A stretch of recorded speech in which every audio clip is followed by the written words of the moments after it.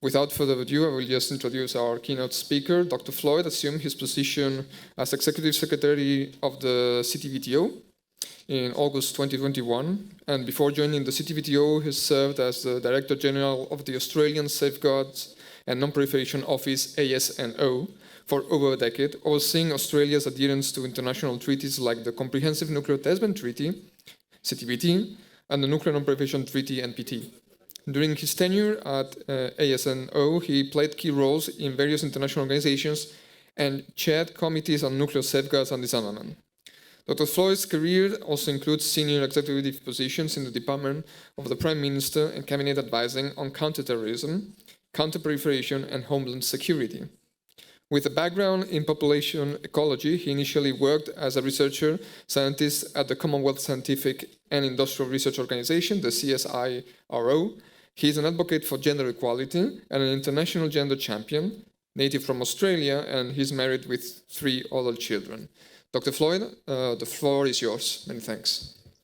Manuel, Chair, distinguished colleagues, Excellencies, I wish I was there with you, but we've got a resumed session of our governing body at the CTBTO today here in Vienna, so I have to join you live, but via video. The Lord of the Rings. The drama is at its height, literally at its height. Frodo and Sam are staggering up Mount Doom to destroy the ring. The climb is horribly difficult. They stare at their feet. They step one step at a time painfully, and then they stop to rest. They look around, and they're amazed as to how far and how high they've climbed. As with the Lord of the Rings, so with global non-proliferation and disarmament. Yes, it's long, hard work, but let's remind ourselves just how far we've actually come. I was a child in the 1960s when the Cold War was in full swing. A completely different world. Another nuclear test, it seemed like almost every week, and lingering effects today around the planet. Enough was enough. The environmental and moral case for stopping nuclear tests became unanswerable. But unanswerable doesn't mean quick. In 1963, the Partial Test Ban Treaty was signed. It banned nuclear tests in the atmosphere, in outer space, underwater. Its preamble talked of aiming to achieve the discontinuance of all test explosions of nuclear weapons for all time. And then in 1968, that bold, unambiguous language was repeated in the preamble of the Nuclear Non-Proliferation Treaty. This is a key point. The Comprehensive Nuclear Test Ban Treaty is in the heart of the NPT itself. But it took almost 30 more years and many more nuclear test explosions before the CTBT was agreed in 1996. And what a change, a transformation for the better. Since the CTBT opened for signature, nuclear weapons tests have almost ceased. A powerful norm against nuclear testing has emerged. Before 1996, there was more than 2,000 nuclear tests. But from 1996 onwards, nearly 30 years ago now, fewer than 12 tests. Only one state has dared to test this century. A core reason that norm is so powerful is because the international community has confidence in the treaty. Confidence that any test will be detected. With a unique global monitoring system set up under the treaty, no country can test in secret. In fact, the system's precision goes well beyond the design parameters envisioned when the treaty was being negotiated.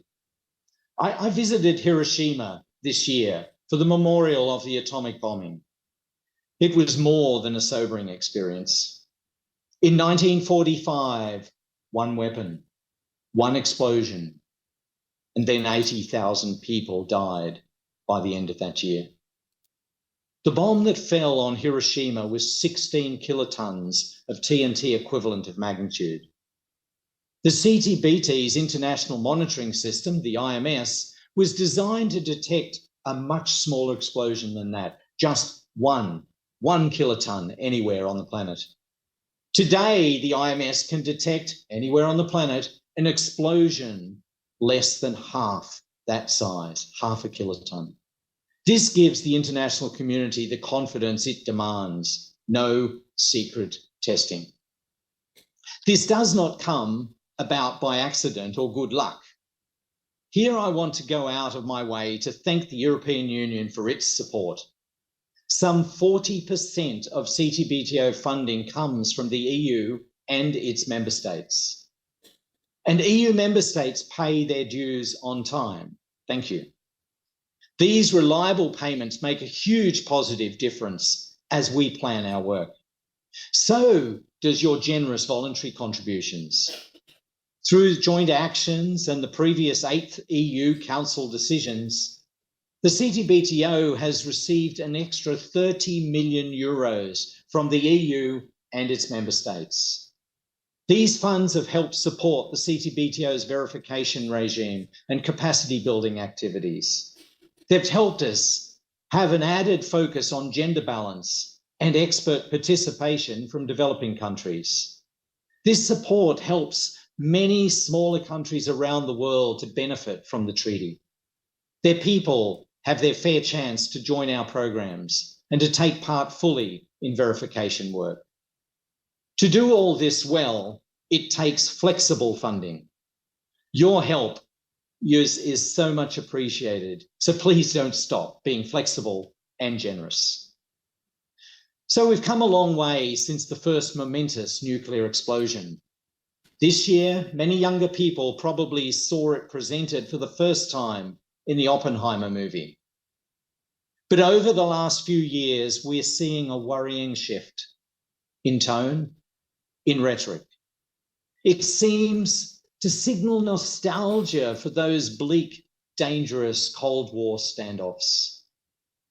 Russia's decision to de-ratify the CTBT has come as an unwelcome surprise. It's definitely not good, but it's not terrible. Russian representatives have made several important points to me and to the international community following their de-ratification. First, Russia has unratified the treaty, but it has not left the treaty. Second, the Russian moratorium against testing remains in place as long as the US doesn't test first. Third, they intend to set up all of their international monitoring system stations that they're responsible for, all 32 stations, by the end of this year. They've got just one station left to set up, and it'll be touch and go, but it's going to be very close to being certified by the end of this year. And fourth, the Russian Federation says that they will continue to share the data from their IMS stations that are scattered across the Russian Federation with CTBTO's International Data Center, and so we share it out with most of the states of the world. Moscow knows that Russia still has the same obligations and rights as all other state signatories of the treaty. Why? Well, with the CTBT, membership comes from being a signatory. It doesn't come from being a ratifying state. So why, you might ask, is ratification important? Because it takes us closer to the goal, a goal shared by almost all nations of the world, the treaty's entry into force. 8 more states have ratified in the last 2 years. 1 more is signed and is moving towards ratification. The will of the nations of the world is crystal clear. However, we'll only have entry into force when all 44 states in Annex 2 have ratified this treaty. As of today, there are 9 of those to go. I've come with a clear message for you today. Entry into force of the CTBT has never been more important than it is now. Not because 1D ratification is a setback. No, it's because entry into force unlocks even more of the essential verification tools that are hidden and are embedded within the treaty. In recent months, media reporting has talked of heightened activity in former test sites in the Russian Federation, in China, and in the United States of America. Activity picked up by satellite imagery and other technologies. That's why entry into force of the CTBT is more important now than ever before, because we need to maintain confidence that states are living up to their commitments. All sorts of military activities can take place at these former testing sites, and they're not necessarily nuclear tests. But we all need to know that whatever is going on at these sites, that it's not nuclear weapon testing. So, how can the rest of the world be confident that nothing illicit is happening at these sites? Experts prepared for this very situation when they designed the CTBT. The full treaty verification regime has 4 elements. They come into play together only after entry into force. The first, and well known, is the International Monitoring System. We've set up 90% of the IMS stations. It's working exceptionally well, albeit in a provisional basis. Next, the treaty envisages states engaging in confidence-building measures to assure other states that they're abiding by their commitments. For example, giving advance warning of other non-nuclear explosions. That happens only after entry into force.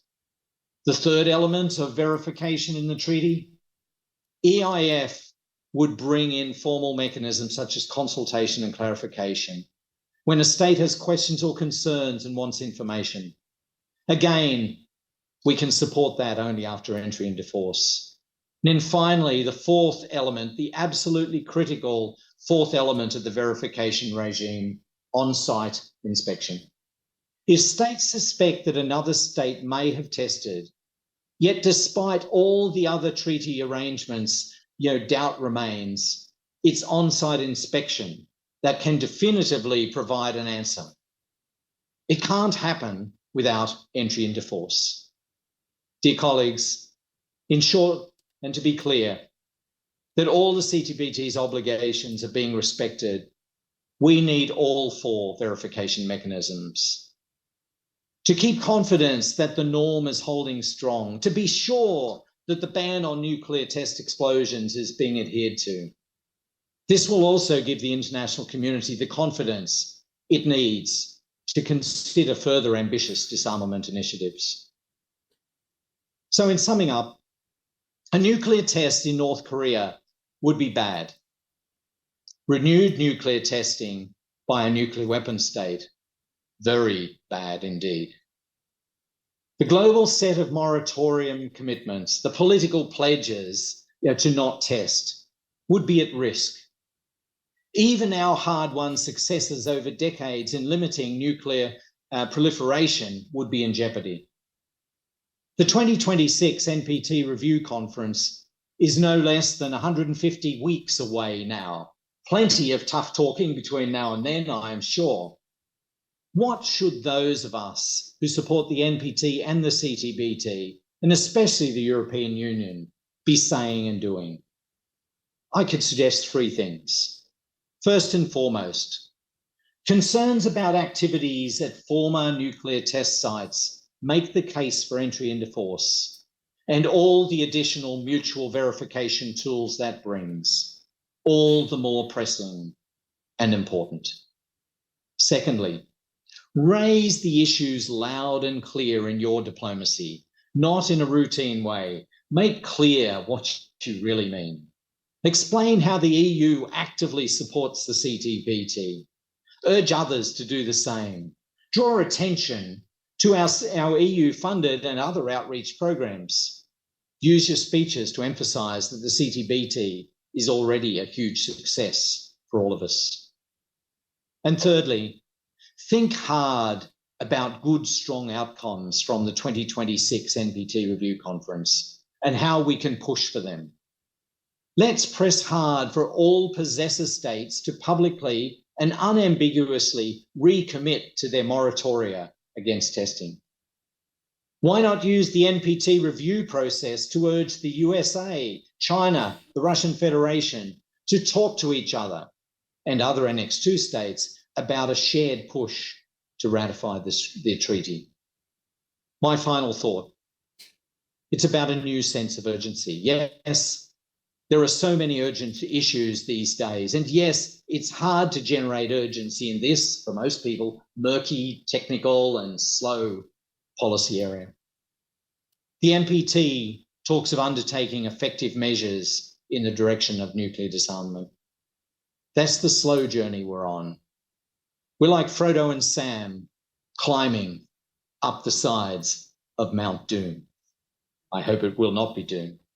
It's been a long, hard slog to climb that volcano. We dare not slip and tumble painfully right back to the bottom of the steep slopes from where we started. What a momentous failure that would be for Europe and for the planet. So like Frodo and Sam, today we take a look at the big picture. We take stock of what we've achieved. Yes, it's tough, but that's the mission we've chosen, and we've come so far. We use that as our motivation to push onward, to push upwards. Thank you so much for your partnership.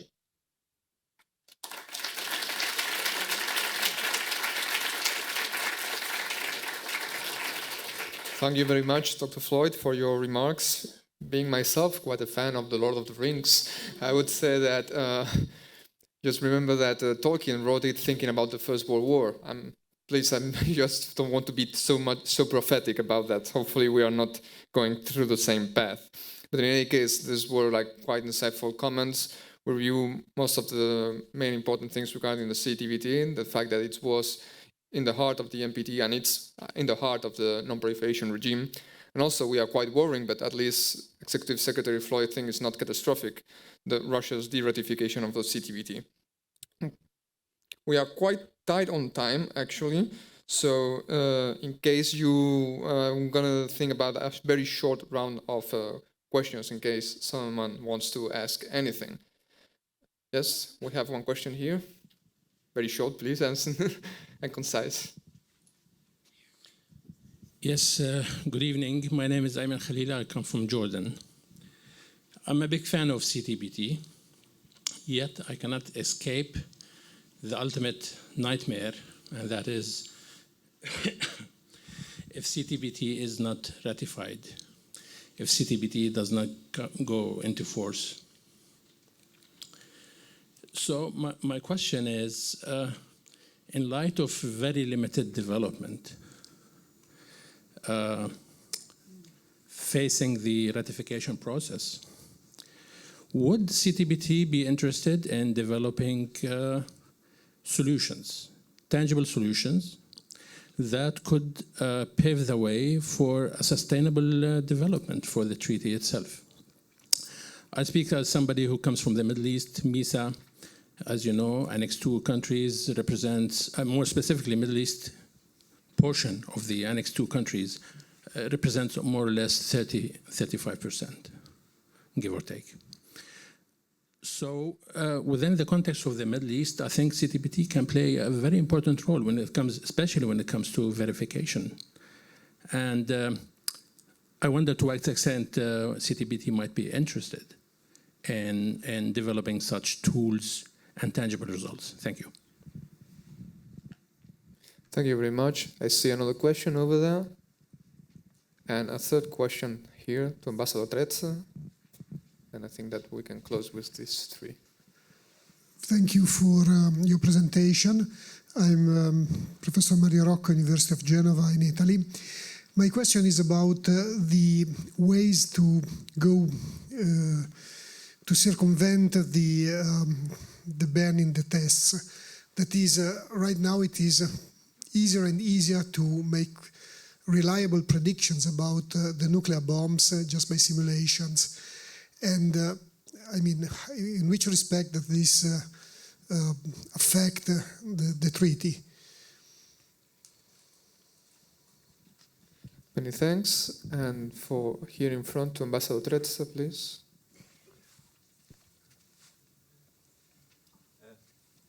I'm Carlo Trezza from Italy. I have the sense that, I'm encouraged by your optimism about the future of the CTBT and of the CTBTO. But I have the sense that you tend to minimize the impact of the Russian withdrawal from the treaty, because it can be seen as a deadly wound for the treaty, discouraging other nuclear weapon states which have not ratified to ratify, and also to save the future of the treaty, Russia should re-ratify after having de-ratifying. Do you think that this option is credible, possible? Thank you. Thank you very much. Dr. Floyd, the floor is yours. Thank you so much, and thank you to the three participants who asked questions. To the first question from the colleague from Jordan, Jordan certainly is very keen on the CTBT. They hosted our last integrated field exercise, a wonderful success it was. The suggestion and the question was around, a sustainable future for a treaty that is not yet entered into force. What I'd like to say is that the treaty is actually amazingly successful already, even though it hasn't entered into force. When you look at the norm that is being supported by the treaty, then it's having an amazing success. 2,000 tests before opening for signature, less than a dozen since then. Why is the norm so strong? Because the IMS is already working. Now, that is not an argument against entry into force, but it is an argument that the commitment of over $1 billion to establish the international monitoring system is a commitment well worth making, and that there is a security and a peace dividend delivered by the CTBT already. But as I made in my opening remarks, the point very clear is that we cannot use those verification systems for a verification purpose without entry into force. And we very much need to go to that end. The sustainability of the treaty, I think, is still strong, is very strong.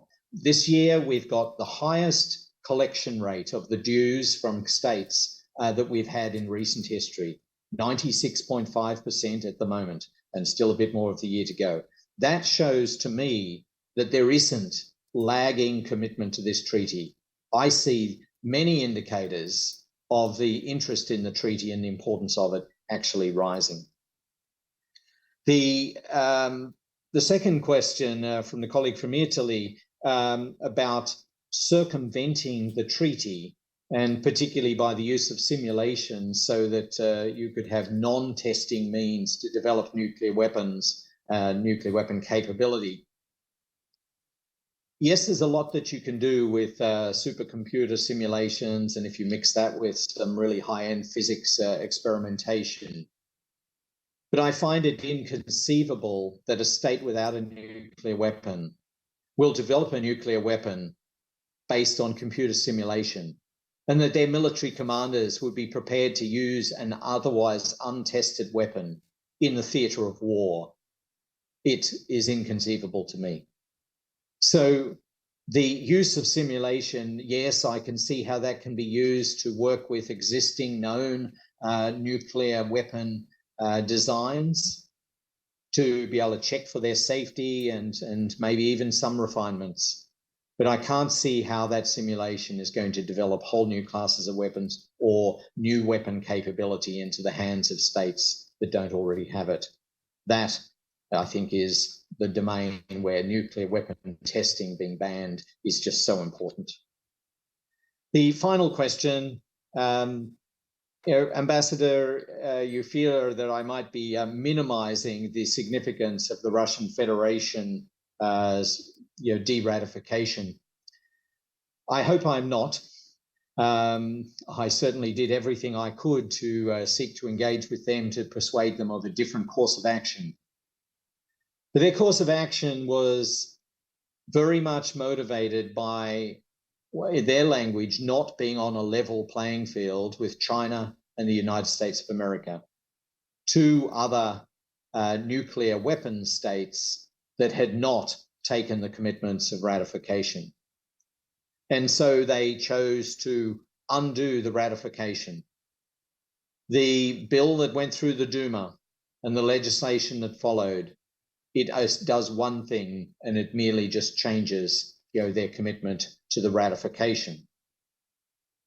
They've assured me that if China and the US were to ratify the treaty, that they will not be an impediment to the entry into force of the treaty. I'm choosing to believe that. I also find it very interesting, Ambassador, that they will outline their commitment, those 4 things that I listed to you before. They would outline their commitment to what they continue to be committed to. Now, why are they doing that? I think they see that there is actually great value in the CTBT to them, and that they don't want to actually damage it so much. But for my part, I'm happy to share those commitments and help the Russian Federation, to be held accountable to all of those commitments. I can see the dark scenarios, that I am absolutely sure.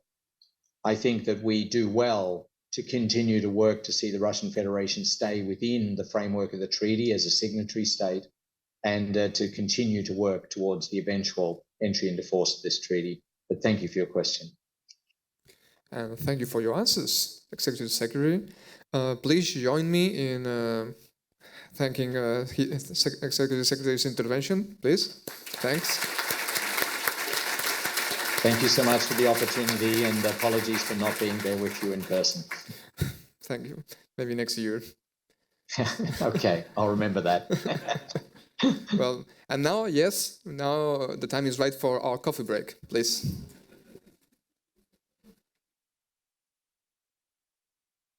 Welcome to the last session of the day. My name is Yelena Sokova. I'm the Executive Director of the Vienna Center for Disarmament and Non-proliferation. It's a pleasure to finish the first day off discussing nuclear non-proliferation and disarmament challenges, although I would have loved to have the word opportunities as well in the title. And I'm not trying to be as optimistic as Dr. Rob Floyd, and I'm not going to use any of the Lord of the Ring analogies here, but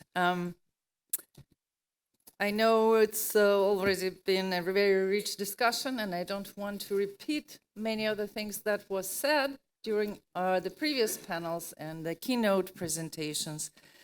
But I suspect that many of the themes that were highlighted will continue into our panel discussion.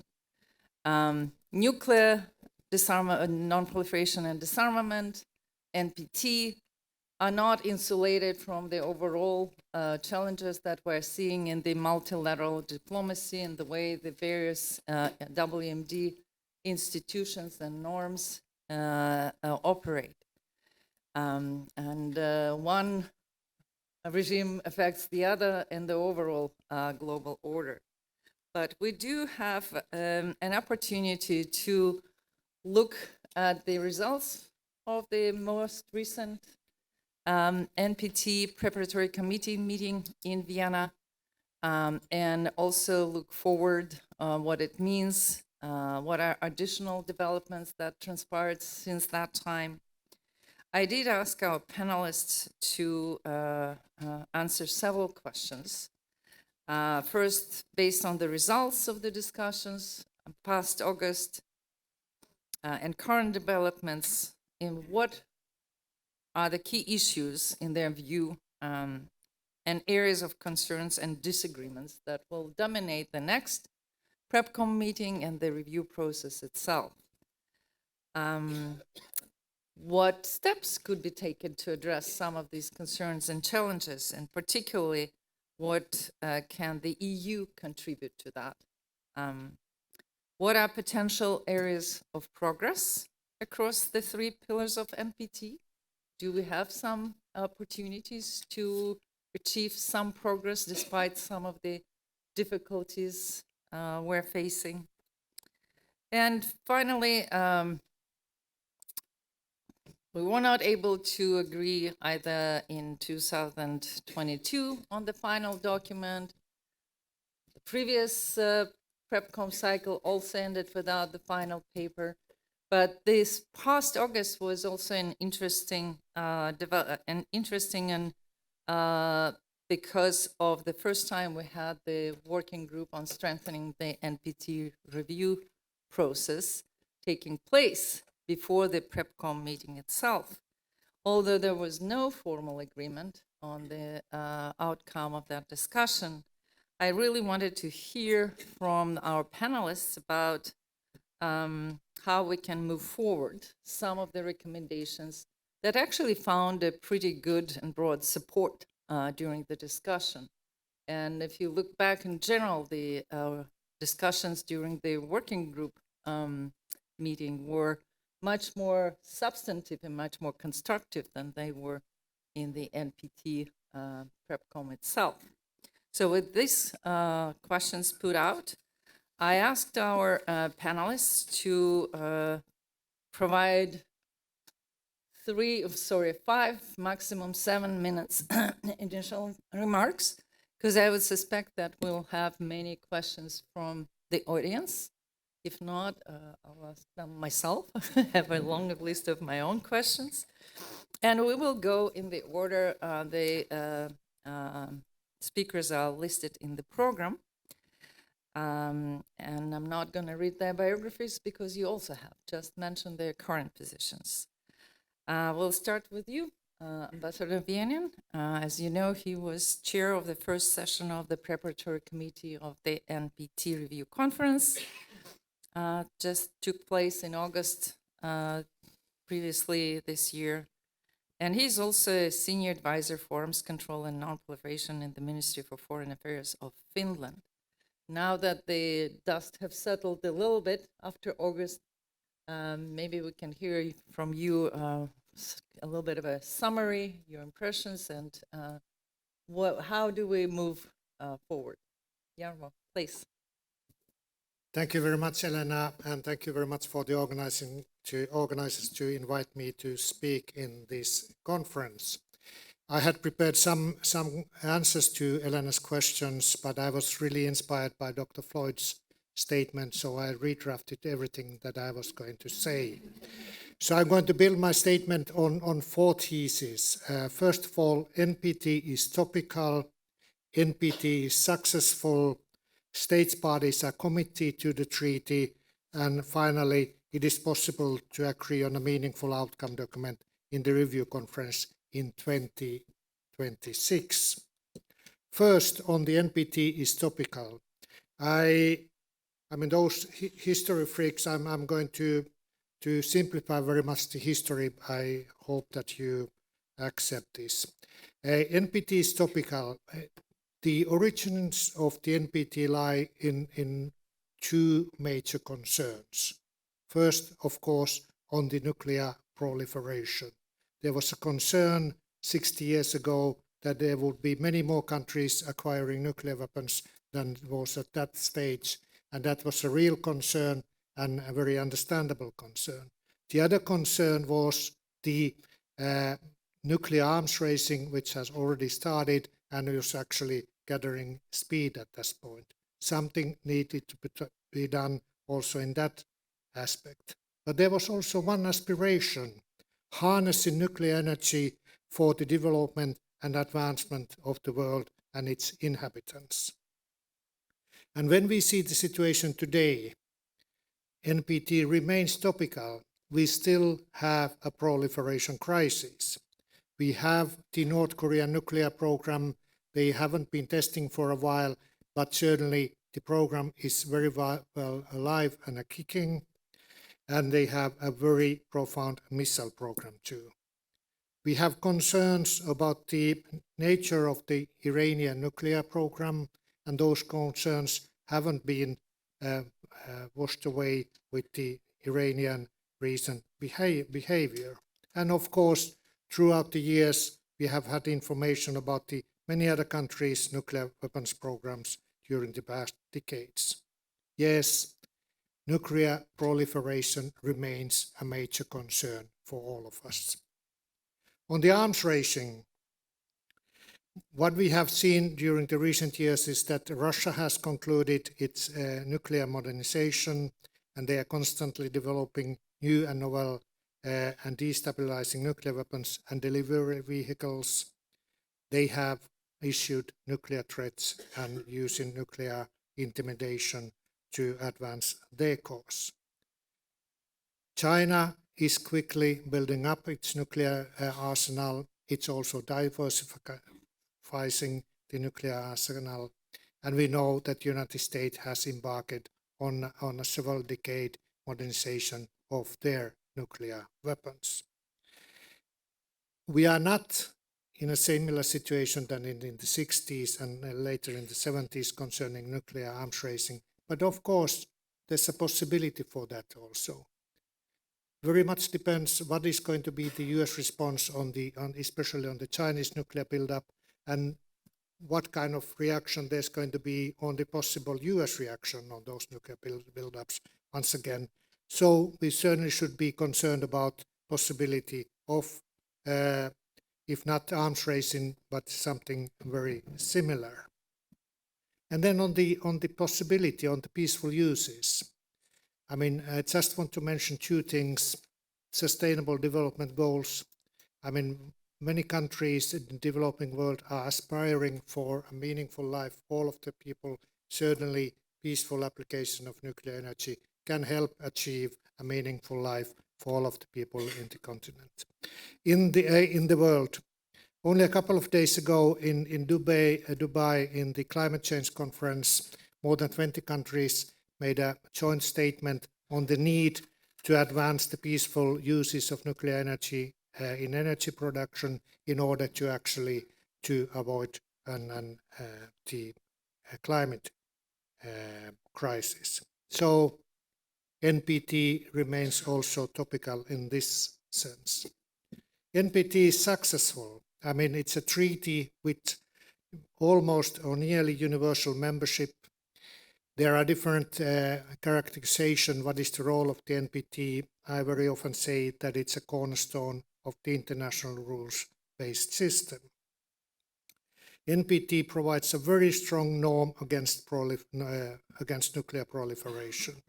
We have had only 3 countries since 1970 which actually have acquired nuclear weapons. There are 3 too many, but of course far fewer than expected when the negotiations or the aspirations for the treaty started. And also the strong norms comes also with the strong verification from the IAEA side, but also there's another way of enforcing the norm by the actions of the UN Security Council. Inalienable right to peaceful uses is guaranteed within the NPT treaty. We take that inalienable right today as a given, as it is. But think about the situation that we didn't have this treaty. If it wasn't in a treaty that every country has the right to develop nuclear energy for peaceful uses, it would be a very different kind of world where there would be a lot of different kind of quarrels concerning different nuclear programs in different countries. And then on nuclear disarmament, we can of course say that the pace of nuclear disarmament is way too slow. I guess all of us agree on this, even countries which are possessing nuclear weapons. But anyway, NPT is the only treaty where the recognized nuclear weapon states have made a legally binding commitment to advance nuclear disarmament. We have far fewer nuclear weapons than we had in the heydays of the Cold War, and it provides certainly a leverage for those countries which are asking for more rapid nuclear disarmament. So NPT is a successful treaty. NPT states parties are committed to the treaty. As Elena said, we embarked on the new review cycle this summer in Vienna. We came to Vienna with the 2 consecutive review cycles without an agreed outcome. Not a very good situation altogether.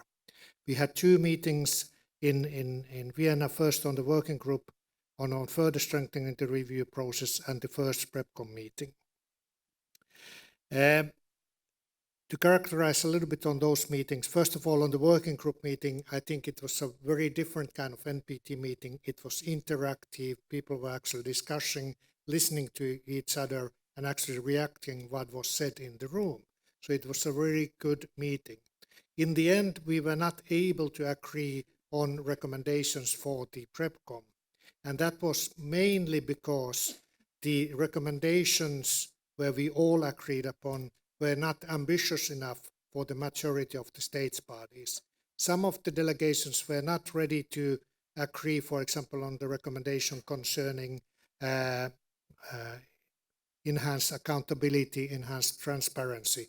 This was the reason that we couldn't agree. Basically, we could agree on many things which would actually strengthen the review process. So I think that meeting was a very successful one, and I think most of the people I've spoken with also feel the same way. So if the working group meeting was a different one, the NPT PrepCom meeting was a very normal first PrepCom meeting of the review cycle. States parties were stating their priorities, their aspirations, their concerns for the upcoming review cycle. And of course, there were different emphasis on those. There was a lot of disagreements between states parties. And I encourage that, and I welcome that. It's good that we got the NPT review cycle started, where we know where we stand, what needs to be done in order to get an achievement in the review conference in 2026. Based on the working papers and the statements in Vienna, I would say that all of the states parties to the NPT were really and are really strongly committed to the treaty. Nobody was speaking about leaving the treaty, that it's useless and so on.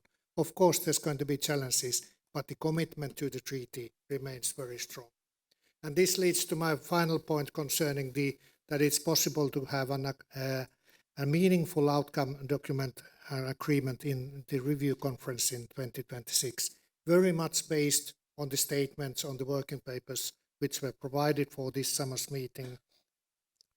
And then also on the working papers on further strengthening the review process, reflections and recommendations which we heard in the meeting. I provided two working papers further on the, for example, on the recommendations, what the next PrepCom chair should take up as topical issue, and also my draft proposals concerning those measures to further strengthen the review process. I also made a draft summary, factual summary from the PrepCom meeting that was not adopted, but it can be found, of course, on the Creating a Critical Will website, so if somebody wants to look at that. And then we have also the draft outcome document from last year.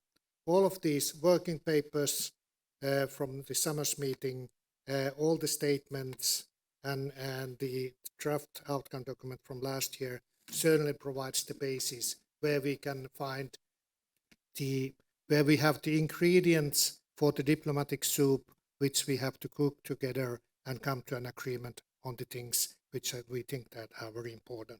So I think that we can have a meaningful outcome which is going to advance nuclear disarmament, is going to strengthen the non-proliferation regime, and is going to strengthen the peaceful uses in improving the lives of the peoples in all parts of the world.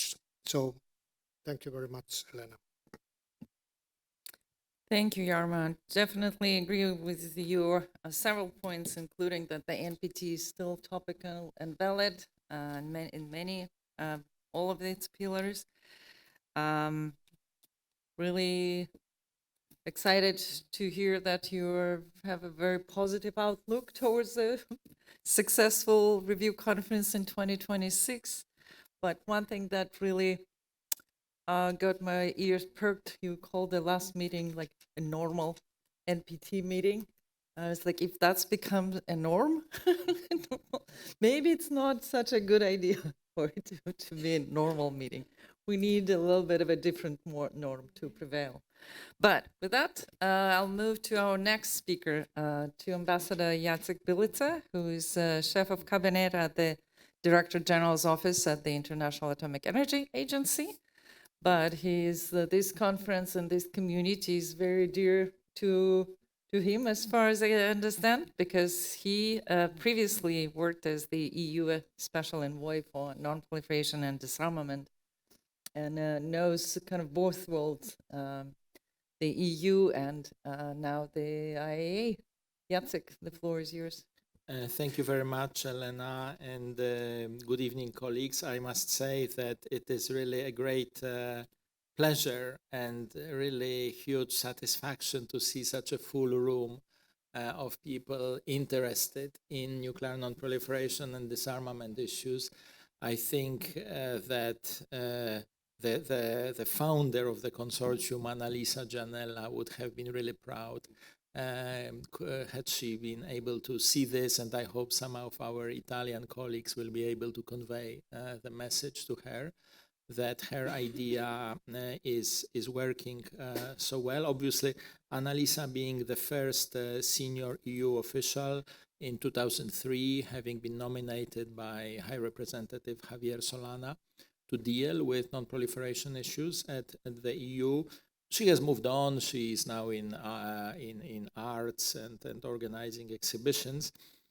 But because there is this entire huge industry now around the world of China watchers, and there are institutes trying to understand Chinese culture and learn from the Chinese, I'd like to contribute a small Chinese saying, which is, when you drink water, don't forget the person who has dug the well.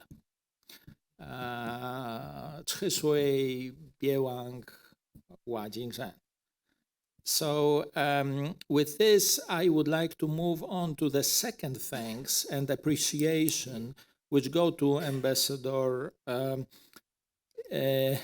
Jarmo, because I was present at the PrepCom, and I must say that the perseverance which you have shown, Jarmo, in this PrepCom, and trying to succeed also with improving and modernizing the review process, this is really a best example of diplomacy at work, devoted diplomacy, the Finnish attitude of sisu, of perseverance, was at its best, I think. And it's a bit of a pity that states parties have not taken some of the ideas which were at the table now. But I agree with the overall optimistic assessment, which, however, for me has a slight twist, because I'd like here to promote the fact that the NPT is also successful because it is being implemented every day, day and night, 24/7, as the Americans say, by the International Atomic Energy Agency. When it comes to non-proliferation and when it comes to peaceful uses, the NPT is being implemented all the time. There are now approximately 230,000 of significant quantities of nuclear material in the world, which means that in theory, there is material for building 230,000 of nuclear warheads. Obviously, not even a fraction of those will be built. And there are many reasons standing behind this material and peaceful uses, many obstacles in between these material and the actual proliferation into building new weapons. But obviously, the IAEA safeguards system is one of these obstacles. We have inspectors traveling around the world all the time, inspecting nuclear material in over 1,300 nuclear facilities or locations outside facilities, and checking the material balance in nuclear power plants, in research reactors, be it in countries north or south, democratic, not so democratic, peaceful, and in the middle of the war, like now in Ukraine. Safeguards in Ukraine have not stopped. We continue inspecting, including in the occupied nuclear power plant in Zaporizhia, where we are conducting also safeguards activities. So this is an effort which I hope will be appreciated. I have brought some material there on the table. I think it has already disappeared, describing the IAEA safeguard system. Every day we publish safeguards implementation report, drawing conclusions for each of our 178 member states, and in particular for the states which have additional protocol in force, this which enables us to draw broader conclusions that all material in that countries, all nuclear material is in peaceful uses. So the promotion of our safeguards agreements is a major effort which is being done under Director General Grossi. And at this point, I should remind you that obviously the current Director General of the IAEA, Ambassador Rafael Mariano Grossi, himself used to be President-designate of the NPT Review Conference. So now he is able to lead the work in the practical implementation. Obviously, we enable the work to be done in a safe and secure way, the application of the peaceful usage of nuclear energy. And we are grateful to the European Union for the Council decisions which support the work of the agency in nuclear security, for the funding from the EU Instrument for Safety and Security, and also for an important component, which is the gender component.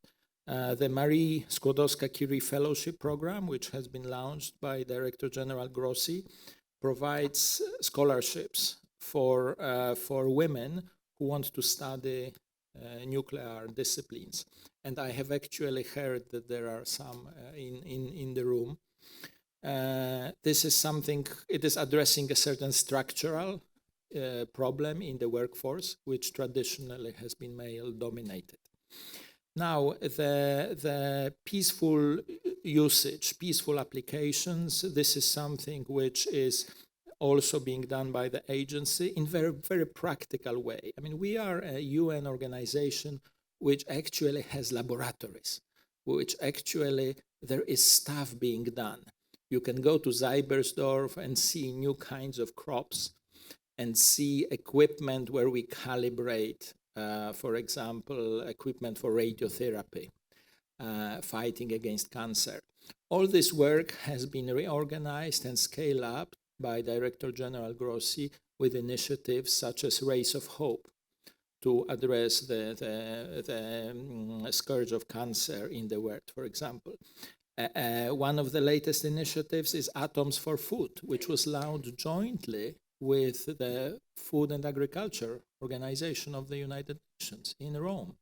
And by the way, we have a joint laboratory with FAO, also something unique in the UN system, a lab between the two international organizations, jointly developing new kinds of crops. When it comes to nuclear energy, the latest development, I hope you have watched, that in the COP, in COP28 in Dubai, there have been some statements on the importance of increasing nuclear contribution as a non-emission source of electricity. And actually, for those who are skeptical, and in Europe I know there are many, I would encourage you to check what percentage of electricity is being produced by nuclear energy, say here, in Belgium, in Czech Republic, in Spain. I mean, if you don't know, I guarantee that you will be surprised how high this percentage is of the electricity that is being used and which is nuclear. So, I mean, I'm sure that we will have opportunities, so I don't want to abuse the opening remarks, but I'm ready to have your questions later. Thank you. Thank you, Jacek, and thank you also for highlighting different parts of the work of the agency, particularly on the two pillars of the NPT. But again, cannot resist but highlight the importance of the work and the initiative of the agency and its Director General with regards to the safety and security of nuclear facilities in Ukraine, particularly. It is something that unique in terms of the concrete actions done by international organizations within the UN system, working and crossing the lines when the military action is still taking place.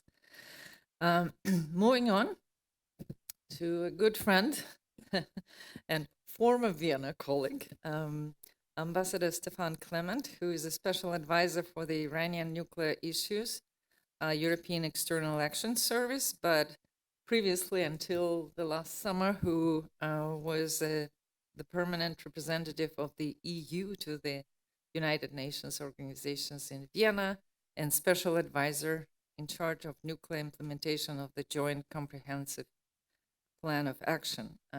So I won't be surprised if you devote some part of your presentation to Iran and to JCPOA, but I hope you would address some broader set of questions as well.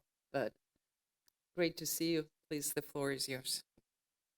Thank you very much, Lena, and thank you for the organizers to give me the privilege to be. And it's indeed great to see so many friends, colleagues here interested in these subjects. And by no means I have the intention to surprise you, Elena. So I will indeed look at the Iran nuclear issue, which has been dominating my work over the past 20 years from the NPT angle, to say this upfront.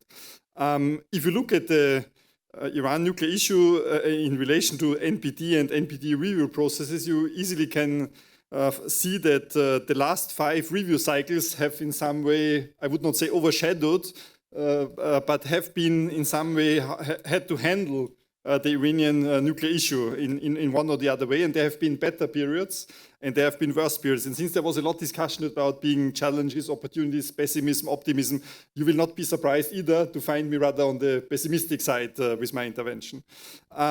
If you look at the NPT and its 3 pillars, obviously the Iran nuclear issue shows some underlying tensions in the implementation of the NPT provision of these 3 pillars. All this originating, if you look at this originally from how to deal with nuclear fuel cycle activities, basically. So this is the key sensitive activities in the nuclear fuel cycle, enrichment and reprocessing.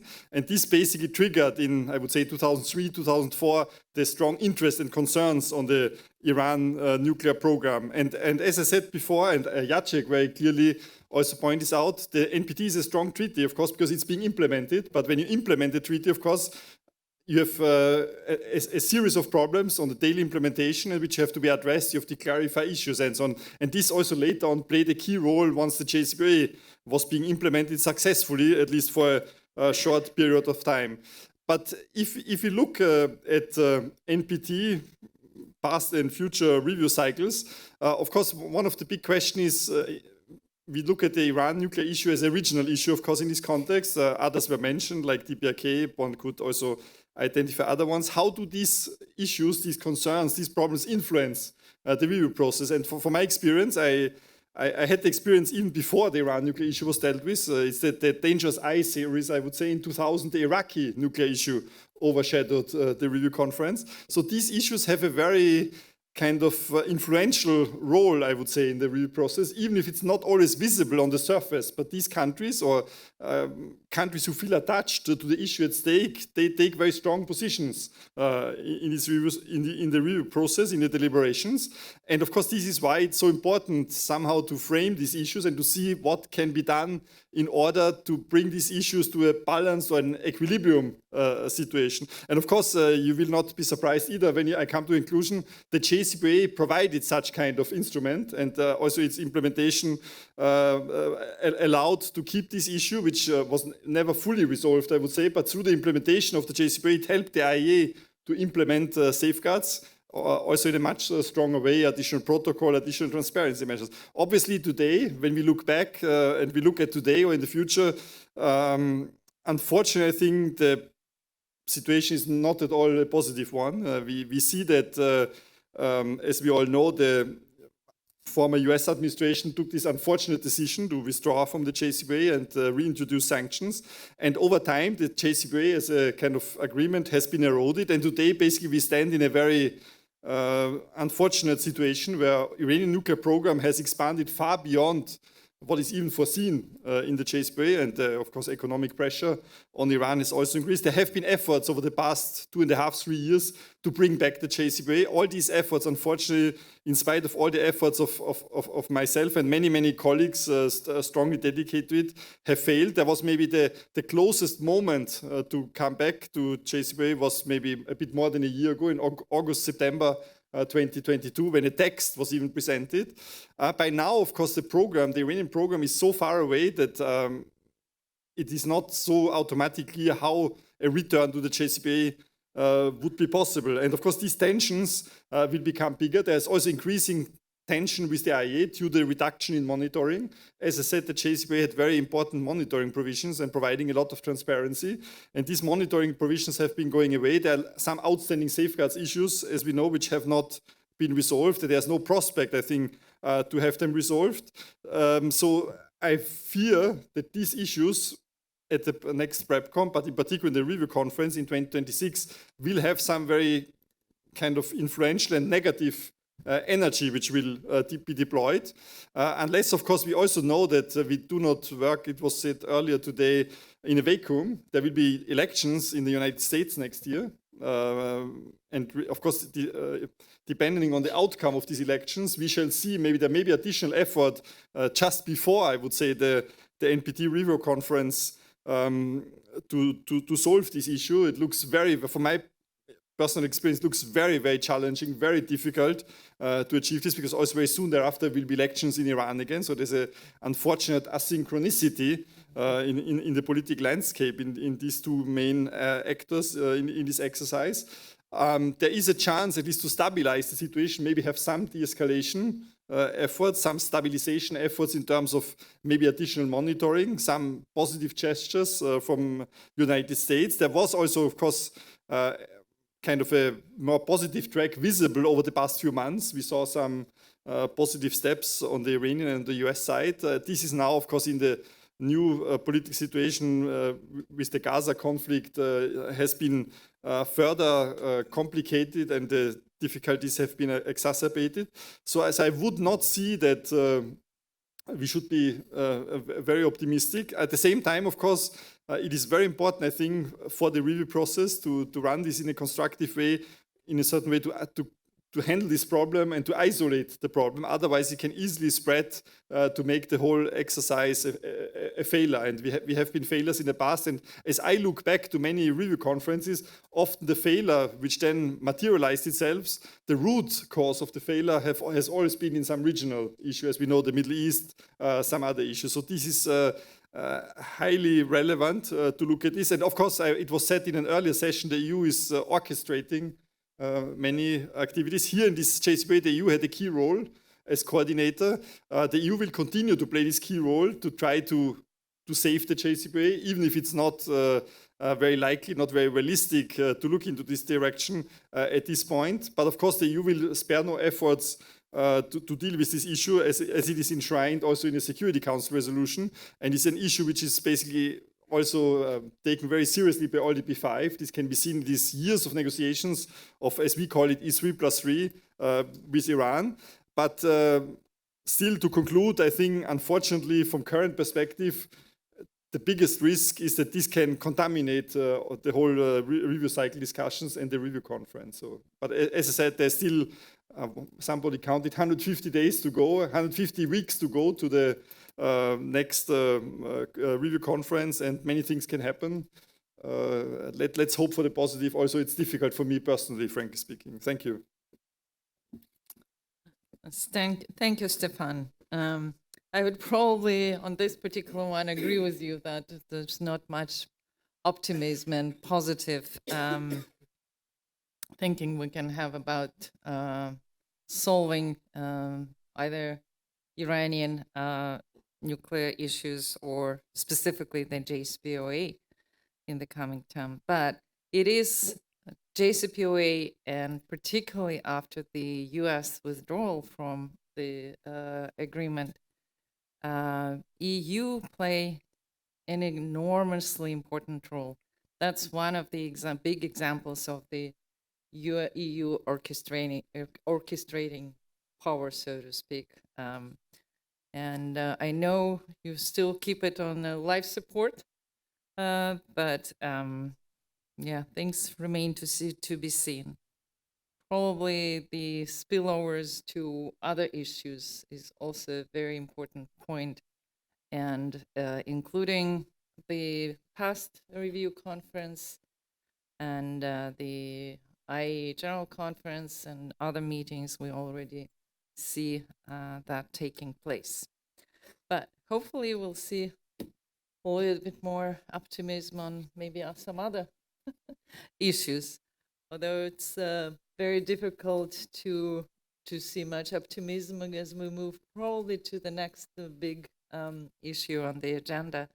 And it's my pleasure to give the floor to Dr. Gina Kim, who is Dean of Language and Diplomacy Division at Hankook University of Foreign Studies, but she's also the chef of the North Korean Military Division at Korea Institute for Defense Analysis, and serves on numerous advisory boards, including the Foreign Ministry, Ministry of National Defense, Joint Chief of Staff, Air Force, and Peaceful Unification Advisory Council, among many other responsibilities.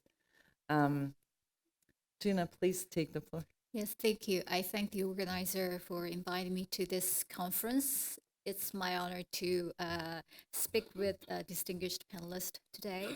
So I have a few slides to share with the audience. Can you put up? All right, thanks. When I was doing my homework, I was trying to find ways to present to you key issues and areas of concerns that we noticed from the PrepCom meeting in August. So I came up with this slide. Yes. Well, actually, I use a semantic analysis, a technique of language processing that discerns key topics from textual data. And I gathered all the statements written in English and made a word cloud like this for visual summarization. This reveals prevalent topics that we had. And these discussions involved nuclear risks, disarmament pledges, regional security issues, and IAEA roles and compliance obligations, to name a few. Well, by executing topic modeling with big data / machine learning software, I identified 8 principal topics that were discussed during the August meeting. The analysis depicts some topics signifying primary concerns with some variations in emphasis across different topics. Well, it was interesting to me, while nuclear disarmament is a critical agenda for us, the discourse spent much time on nuclear energies, peaceful use, and nuclear safety, obviously.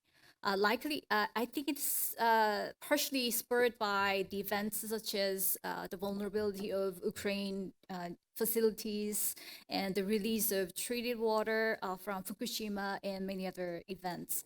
And issues concerning Iran and North Korea also featured predominantly, reflecting their significance with the IAEA purview. And Ukraine and Russia, of course, were mentioned in most statements, which is not surprising given the current security environment.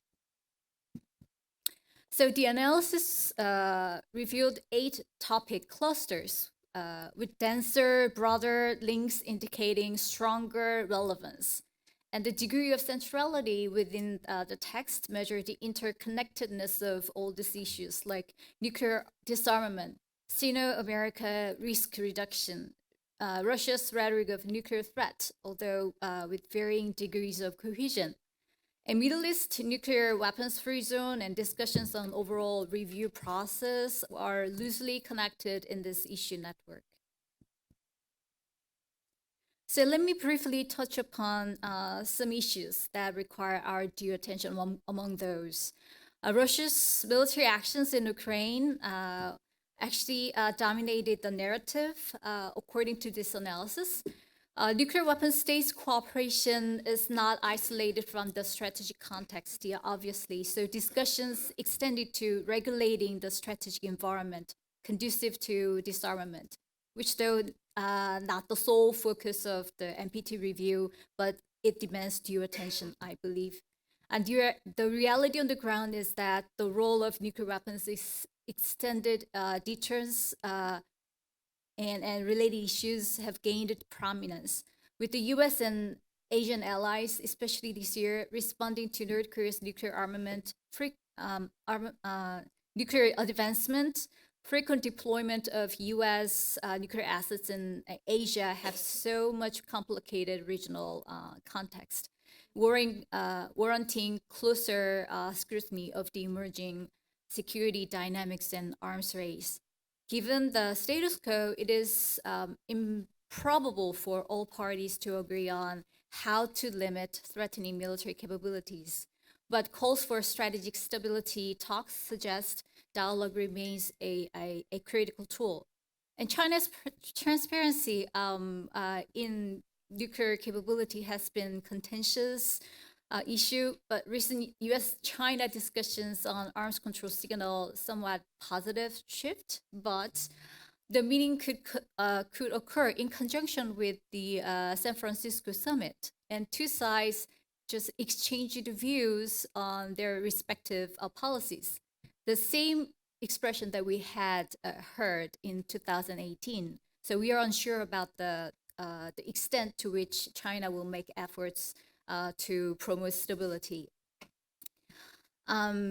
Tensions around the nuclear disarmament might be somewhat relieved if nations commit to risk reduction measures. However, there's apprehension that these commitments may lack specific actions toward actual disarmament, according to the data.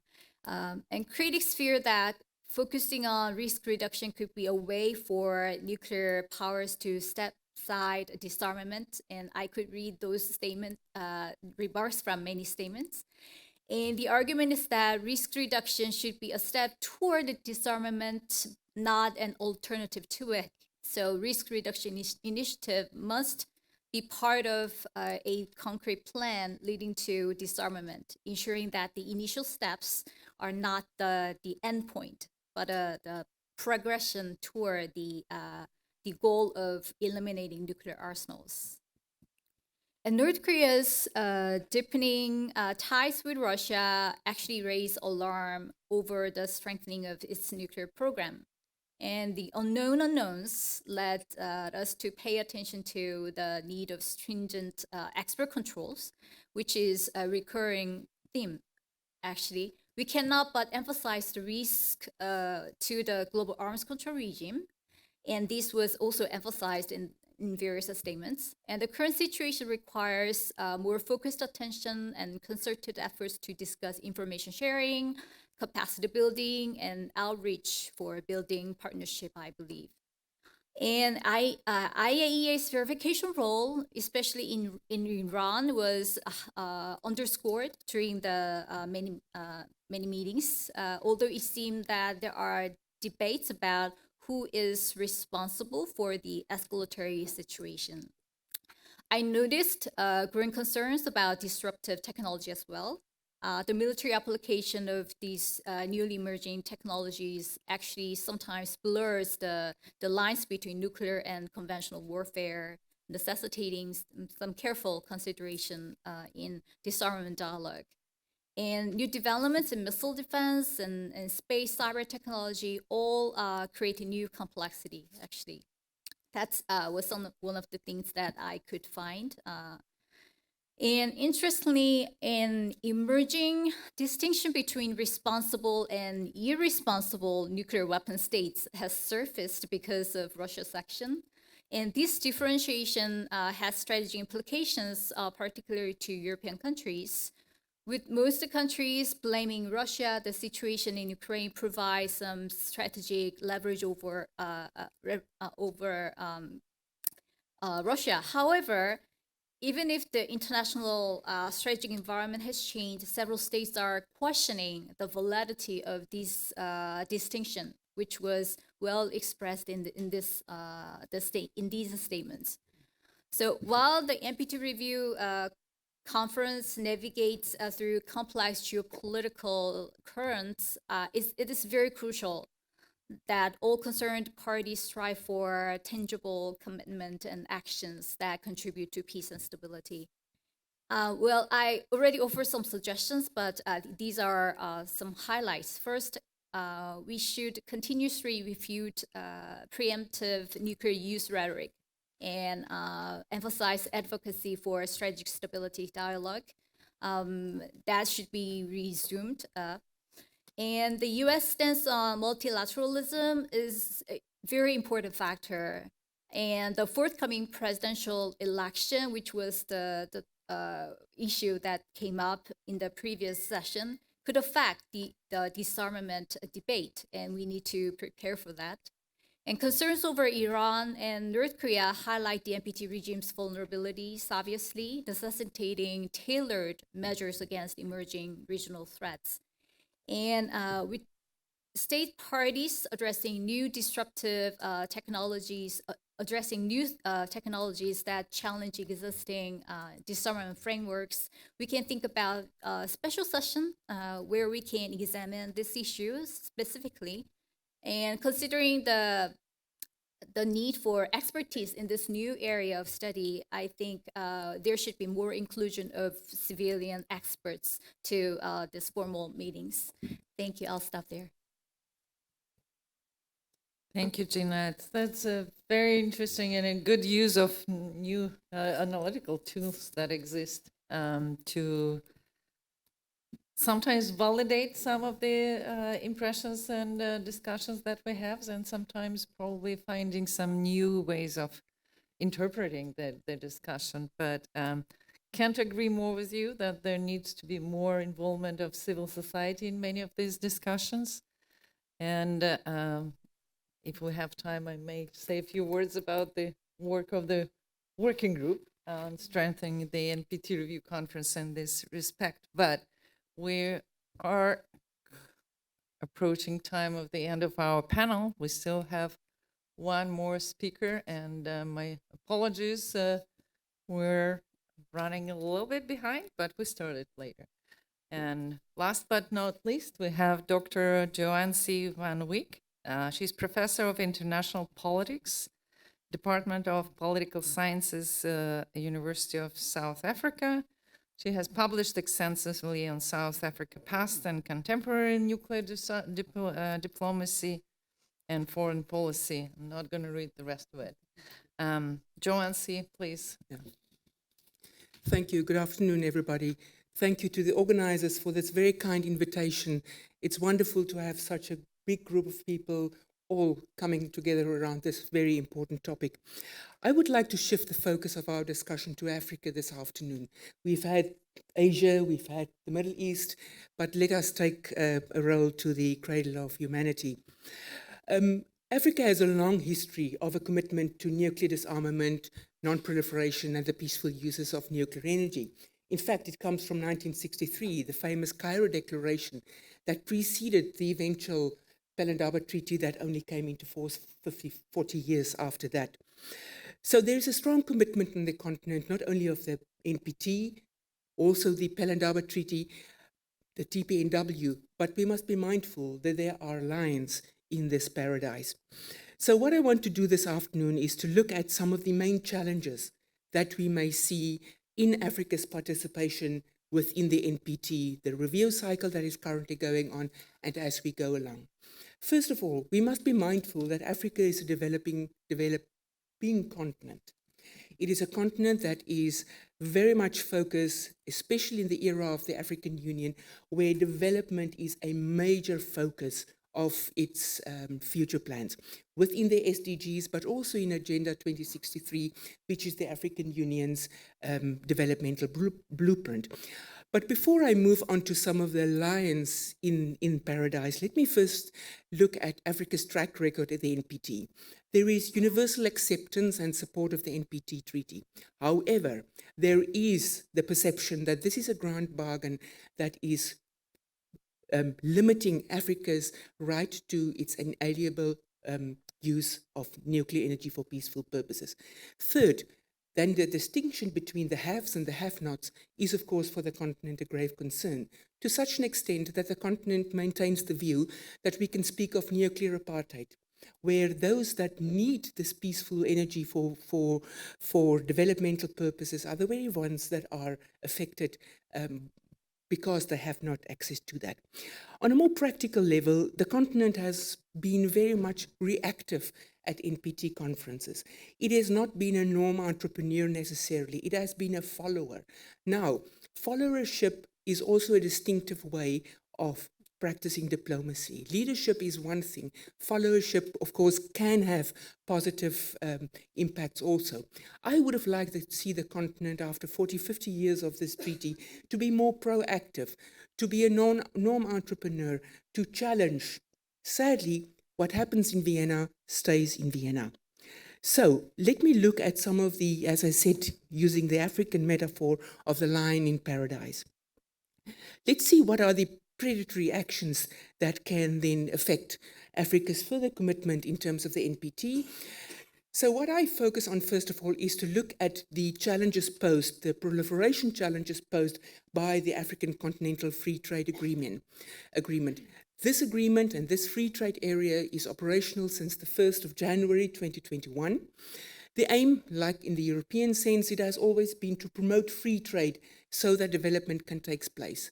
With open borders comes more responsibility, but also mobility for dual-use goods and goods that can form part of an illicit nuclear economy. So this is one of the issues that Africa needs to take to the NPT, that development, peaceful uses of nuclear energy must be developed in the continent and its actions at the NPT so that it is trade for development. In other words, the peaceful uses of nuclear energy and nuclear material and technology should not undermine the continent's free trade and development aspirations. So there are loopholes in here, and what I've seen from the discussions, and it has been affirmed by the semantic analysis, is that Africa and its developmental agenda has not necessarily featured very strongly on this. So let us move on to my second point, the second line, so to speak, in paradise. We see on the continent that there is a need to balance the continent's developmental needs and its imperatives to develop, but also the political alignments that it has to balance. So on the one hand, we see that the continent has very strong relations with China, with Russia, and I will elaborate on that given time, Madam Chair. First of all, we see the militarization of a space such as Djibouti. Now here we see, depending on when one reads the reports of it, 8 to 11 foreign militaries concentrated in this small African country at the strategic point, at the Bab el-Mandeb choke point. So first of all, the continent is then allowing these nuclear weapon states to have a foothold on the continent. Now, I'm not saying that these militaries, these nuclear weapon states that are present, are having a few nukes up their sleeve.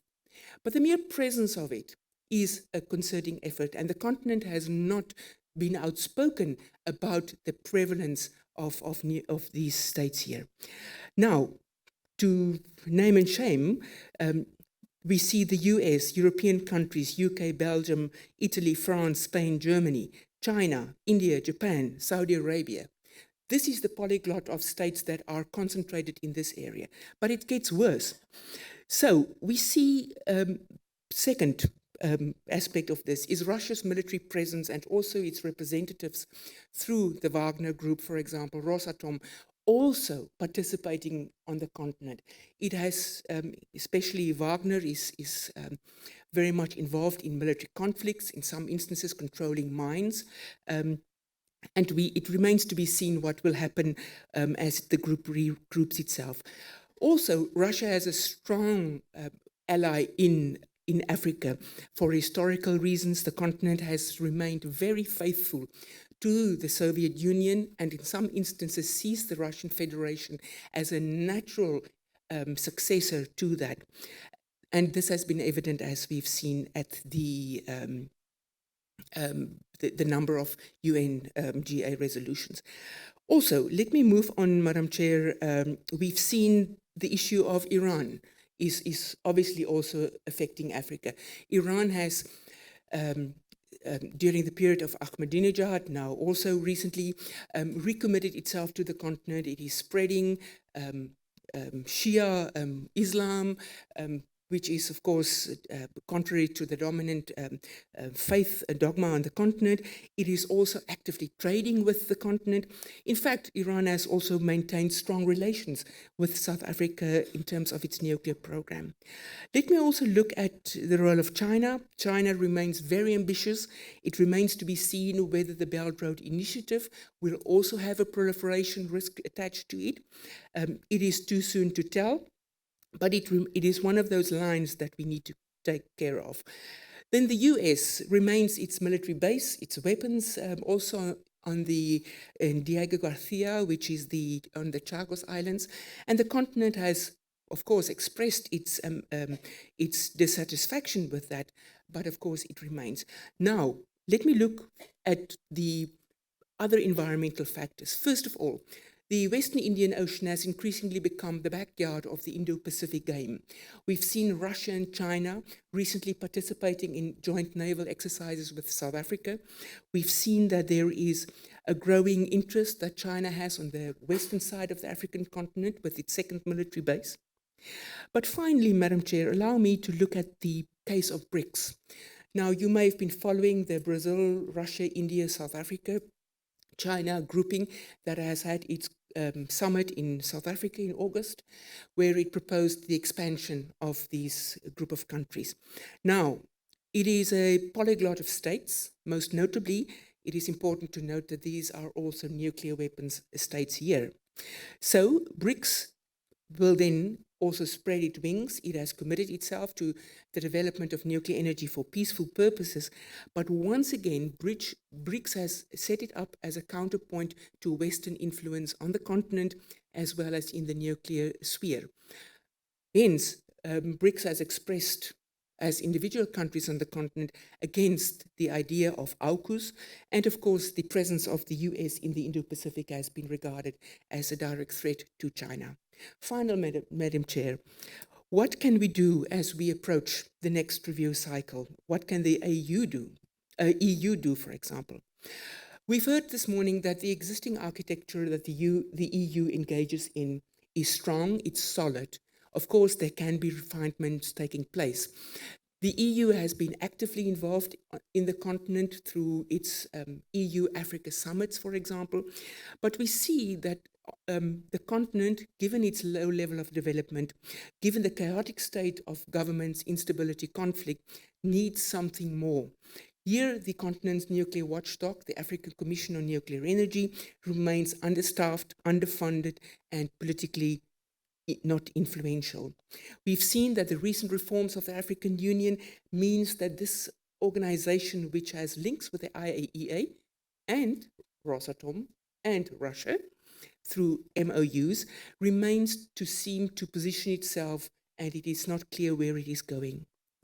We also see that in the Pelindaba Treaty, and as we've seen at previous NPT conferences, Egypt is the outlier. Egypt, African state, is not a signatory to the Pelindaba Treaty, and we have seen that that has compromised the outcomes of previous NPT review conferences. So there is also that almost handling of Egypt as in kid gloves on the continent. Now, Africa needs to take stock of their tolerance and presence of nuclear armed states on the continent. Finally, and this is a call to the EU, is that the EU may want to consider the following. Uranium, which forms part of the nuclear fuel cycle, is mined in a number of African countries. It is time to declare uranium that goes to nuclear weapon states as blood uranium, similar to the designation of blood diamonds. It is my challenge to the EU. Let us go and reconsider where nuclear energy starts at the resources that goes from the continent that does not go into the peaceful uses of this precious commodity. Thank you, Madam. Thank you, Joanne C. And boy, your presentation had so many different entry points for discussion that we can probably debate it for another couple of hours at least. And maybe next time we'll have a session just on BRICS or BRICS Plus. But I definitely agree that Africa could be much more proactive in many international fora. I received a permission from the organizers to extend our panel by 15 minutes. I know it stands between dinner, but I thought that the discussion was very rich and we will have at least one round of questions. What I will be asking you, the audience, to do a couple of things. First, introduce yourself quickly. Questions should be very succinct. I'm going to interrupt all the statements. It has to be a question, and very short one. And if you have a question to a specific panelist, then please tell me who that panelist is. Otherwise, we'll spend time. I see the hand over the back, over here. Thank you. Over here and over here. We'll take 3 questions. Everybody else, we'll see if we have the round. Yes, thank you. please. Heinz Gärtner. I'm from Vienna, and I have a specific question to a specific person. I want to ask Stefan. A couple of months ago, there was a group in the US around Rita Pasi and Vali Nasr and others, and they suggested, or they had in mind, there might be an unwritten treaty about Iran, and there might be an agreement which included unfreezing of Iranian assets abroad, freezing of Iran's stockpiles and enrichment program, and closer cooperation with the IAEA when it comes to the outstanding issues, and prisoner exchange. So my question is if this was somehow on the table, whether it's has a chance for being implemented. You might say we have Gaza, right? We have Gaza, but there were always some external incidents, and when you were in charge in April 21, I just want to remind you, there was the attack on the Iranian nuclear facility in Natanz, and the negotiations have not been derailed. So there is always an excuse. You can't do anything about non-proliferation because you have external events. So that would be my first question. The second question is, nobody mentioned the PAN Treaty, not relevant anymore.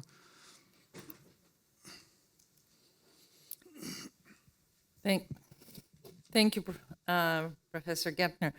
I'm going to second your second question. Actually, the PAN Treaty was not mentioned, but even more so, last week was the second meeting of member states, and we did of the TPNW, and I hoped we had a little bit more discussion on the first pillar of the NPT, the disarmament, or whatever some people say non-proliferation is the first pillar, but we did focus primarily on the second, on the non-proliferation and peaceful uses pillar. I really second that question. And one more question, and then I'll give the floor to the panelists. This is Yorgos Leventis. I'm the founder and director of International Security Forum in the Republic of Cyprus, which is an EU member state but straddles 3 continents. So it is closer to any European capital. It is closer to Africa. Very impressive presentation from our South African colleague. I just want to make sure I have the picture clear. You refer to the African Union weighing up its alliances with geopolitical forces through MOUs. Can you elaborate on that? And I'm not sure if I got the point about the role of Egypt in the African Union. I mean, I lost track with the African Union, I must say, at about the time that Gaddafi was out of the way. I paid a visit in Tripoli and I was well aware of his efforts to achieve political and economic integration of the African continent. Please elaborate on who is the leader, and in your view, in which direction is the African Union going? Thank you. Excellent question. And one more question. Hello. Thank you for your presentations. My name is Darina. I'm from Georgia, and I'm a part of the Young Women in Non-proliferation and Disarmament mentorship program. My question is similar to the first one. Given that there is a war in Gaza and the threat perception has changed in the Middle East, that Iran has more incentives to create a nuclear weapon. And also given the historical example of the 1992 agreed framework between the US and North Korea when they agreed on non-proliferation. However, in 21st century, we saw that North Korea became nuclear country. How rational is it to bring back the JCPOA? Maybe Mr. Clement, because you have worked on this topic. How rational is it to bring it back? And if not, what kind of agreement or what kind of framework should be agreed on that might really serve its purpose? Thank you.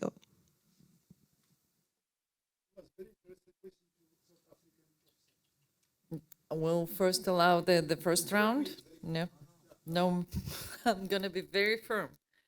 We already went over, but we do have specific questions to Stefan and to Joanne C.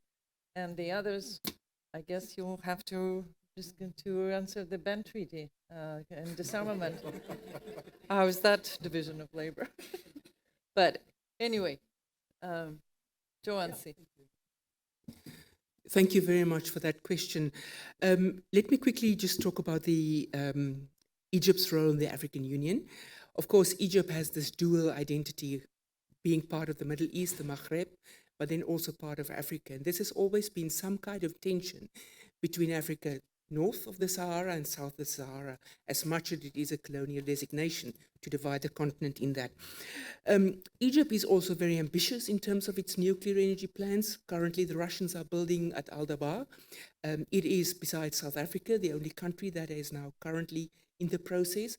But we know that Egypt has remained strong relations with Russia throughout time. So Rosatom has, of course, Egypt now enamored in this development, but also the fact that Rosatom has signed agreements with Ghana, Uganda, Rwanda, Kenya, Zambia, South Africa, to name a few.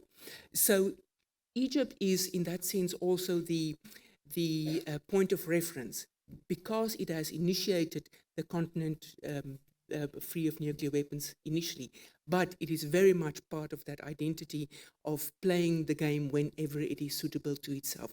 But now we see with the events in Gaza, of course, this is now ontological insecurity. Israel, being this nuclear weapon state, of course, is part of the security perceptions that the country has.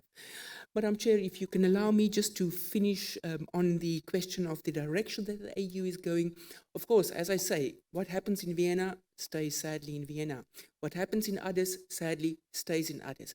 That does not permeate through the skin into the body of the continent, because there is a poor governance, there is a lack of commitment, there are infrastructure and security concerns that are not addressed on the continent, and this becomes sort of a self-fulfilling issue on the continent. And hence my point of, as much as the free trade agreement is a new development, exciting development on the continent, it opens up the door for nuclear proliferation to take place, despite the fact that it wants to make peaceful use of nuclear energy part of the developmental agenda.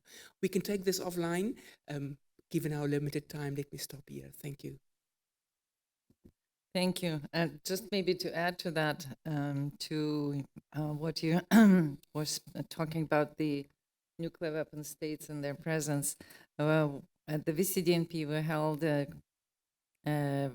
webinar focused on the results of the PrepCom meeting in August, and ambassador from Philippines made a very good comparison. It's like when elephants fight, it is the grass that suffers, and it's important for non-nuclear weapon states, particularly, to make sure that the grass survives. So that's a kind of a good comparison. But Stefan, you're tackling the Iran question. Thank you. To the question of Heinz Gärtner, I mean, indeed, it's correct that earlier this year there were some indirect bilateral contacts of US and Iran facilitated by Oman, but also by Qatar to a certain extent. We are not familiar with the details, which led then, as we see in August, September, to the release of some US detainees in Iran and some Iranian detainees in US. There was also some financial component to this interaction. And at the same time, also, if you look at the IAEA reports of September, you saw a certain reduced increase, if I may call it this way, of 60% enrichment in Iran. So there were some kind of what you may call de-escalation efforts. I think it's very difficult to speculate now if this kind of trend would have been continued had Gaza not happened.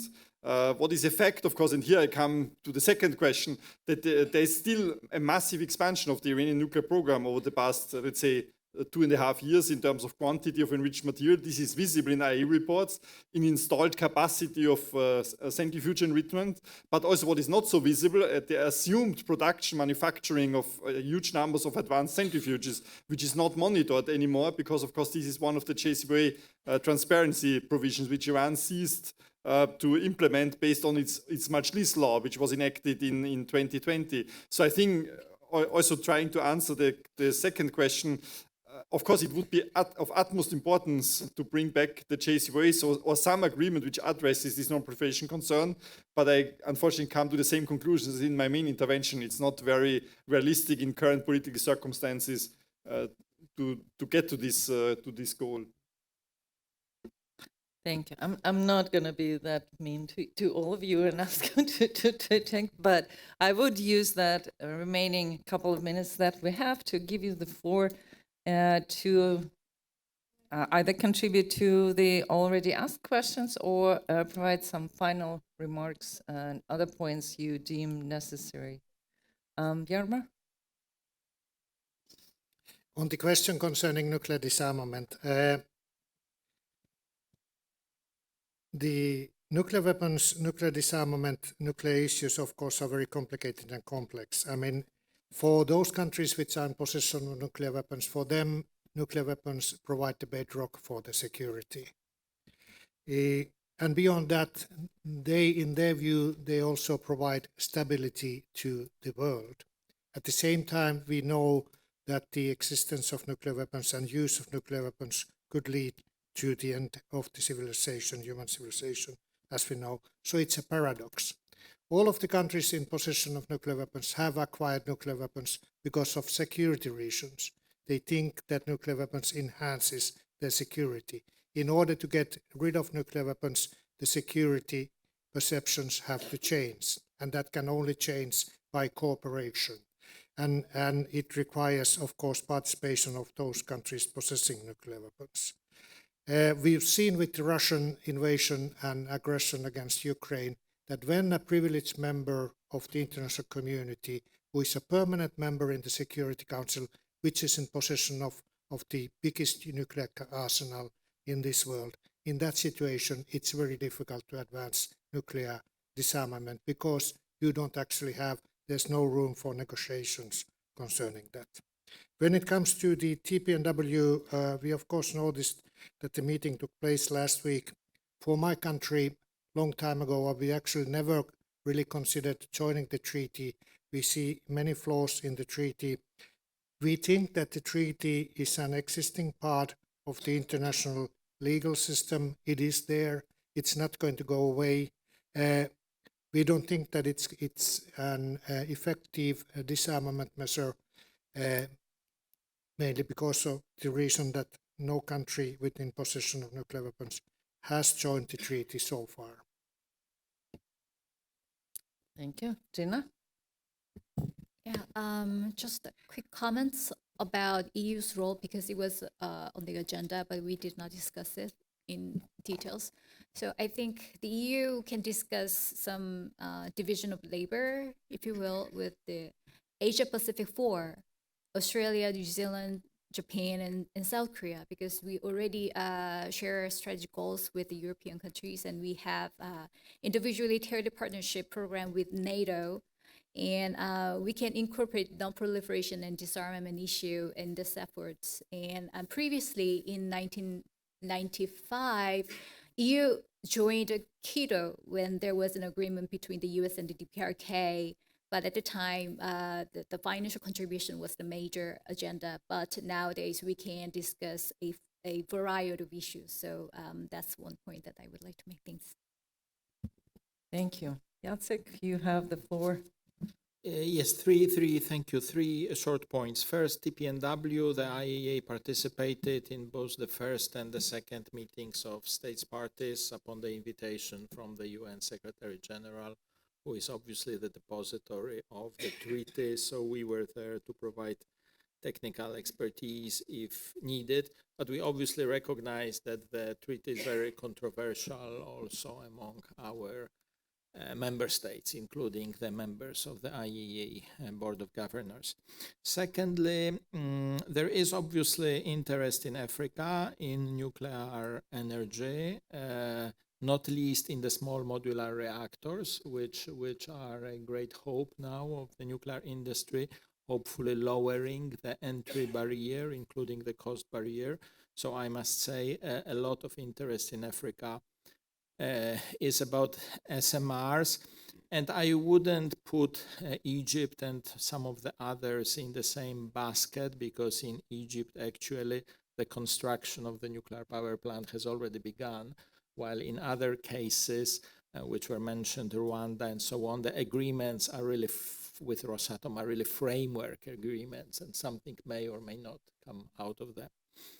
And finally, on your saying about the elephants, for somebody coming from Poland, which has a name which derives from the old Slavic word pole, which is a field, being a field between Russia and Germany, I can say that the historical experience is that the grass suffers both when elephants fight, but also when they make love.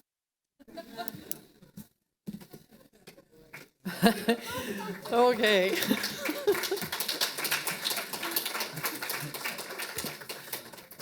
Oh, I'm not going to develop that topic further, because I think it's a good point to stop the session